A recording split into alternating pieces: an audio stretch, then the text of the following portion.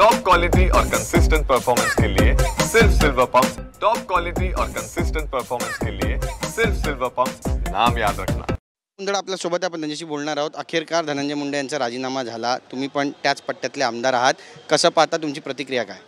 नाही, वारंवार जेव्हा मी हा प्रश्न उपस्थित सुद्धा केलेला आपल्या सभागृहामध्ये, तेव्हा सुद्धा मी सांगितलेलं की गंभीरपणे म्हणजे एवढा हॉरेबल त्या मुलाला मारलेलं, म्हणजे एवढं वाईट कुणाबरोबर होईना, आणि जे काल ते व्हिडिओज आले त्यांनी सिद्ध करून दाखवलं की एवढा क्रूर पद्धतीने त्याची मारहाण केली गेली होती। आणि मला ॲक्च्युली माननीय मुख्यमंत्री साहेबांचं अभिनंदन करायचं आहे, कारण त्यांच्याशी वारंवार मी बोलून त्यांनीसुद्धा या केसमध्ये स्पेशल लक्ष देऊन त्यांनी हे इथपर्यंत केस आणली आहे। ते जेवढे जे आरोपी आहेत, ज्यांना अटक झाली आहे, त्या सगळ्यांना फाशीची शिक्षा व्हावी ही मागणी माझी पहिल्या दिवसापासून होती। आतासुद्धा ती शेवटपर्यंत जेव्हा होईल तेव्हा कुठेतरी या कुटुंबाला न्याय मिळेल। आज जे राजीनामा झाला ते आजच्या दिवशी ठीक आहे, नैतिकतेच्या मुद्द्यावर झाला असं म्हणतायत, पण मला वाटतं ते पहिल्या दिवशीच राजीनामा झाला पाहिजे होता, त्याला उशीर झाला। दादांशी सुद्धा तुम्ही आता काही वेळापूर्वीच भेट घेतली, काय म्हणाले अजित?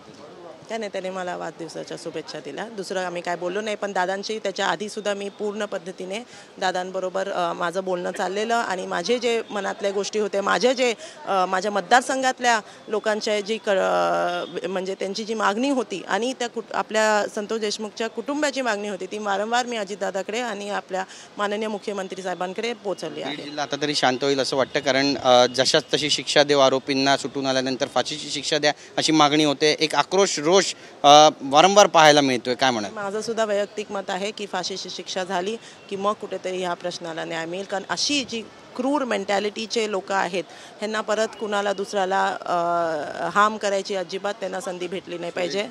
ह्यांना सुरेश धस यांनी सांगितलंय की सातपुडा बंगल्यावरती खंडणी संदर्भात एक बैठक झाली होती, ते त्यांचं आहे, मला त्याच्याबद्दल माहिती नाही, पण मला एवढंच माहिती आहे की आपण हा प्रश्न शेवटपर्यंत आपण मिळाला असं म्हणावं आतापर्यंत, की न्याय मिळणं अजून बाकी? फाशीची शिक्षा झाल्यानंतर। धन्यवाद आमच्याशी बातचीत केल्याबद्दल। कॅमेरा पर्सन योगेश गुरवसा, गिरीश गायकवाड, TV9 मराठी, मुंबई।